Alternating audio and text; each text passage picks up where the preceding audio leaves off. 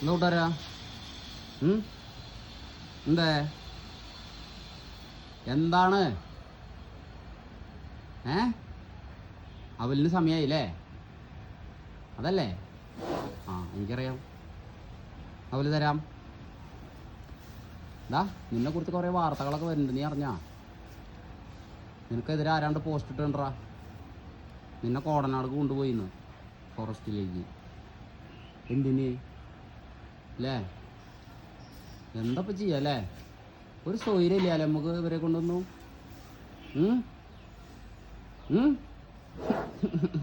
ആട നോക്ക്. അയ്യടാ അയ്യടാ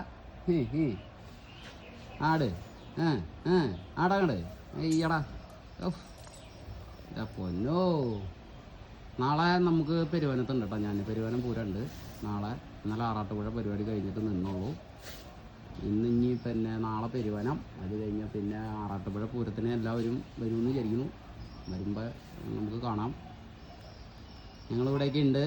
ഞങ്ങൾ സ്ഥലത്തേക്ക് പോയിട്ടില്ല. പിന്നെ ഈ ആനയുടെ എതിരെ വരുന്നതൊക്കെ വ്യാജമായ പ്രചരണങ്ങളാണ് കേട്ടോ. വ്യാജമായിട്ടെന്ന് പറഞ്ഞു കഴിഞ്ഞാൽ വ്യക്തിവൈരാഗ്യം തീർക്കാൻ വേണ്ടിയിട്ട് ഏതോ ഒരാൾ ഫേക്കായിട്ടുള്ള കുറച്ച് ന്യൂസുകൾ അടിച്ചിറക്കിയിട്ടുള്ളതാണ്.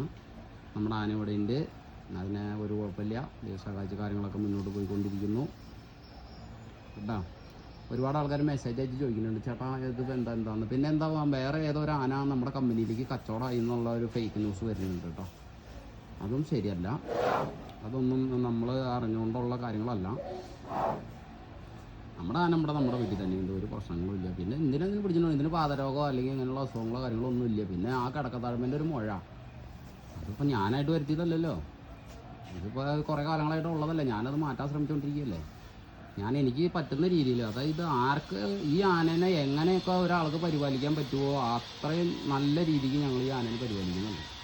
അതിപ്പോൾ ഇതിൻ്റെ മുതലാളിയാണെങ്കിലും ഞാനാണെങ്കിലും നമ്മുടെ കൂടെ വന്ന പിള്ളേരാണെങ്കിലും പിന്നെ അതിനെ കഷ്ടപ്പാടും ബുദ്ധിമുട്ടും നടത്താനുള്ള പരിപാടിക്കോ കാര്യങ്ങളൊന്നും നമ്മൾ പോകുന്നില്ല.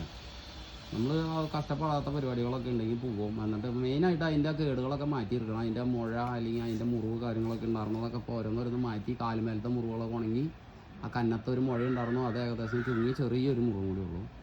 പിന്നെ ബാക്കി അപ്പുറം കിടക്കത്തഴമ്പ്, അതെന്തായാലും ഒരു കൊല്ലം സമയം ഉണ്ടല്ലോ.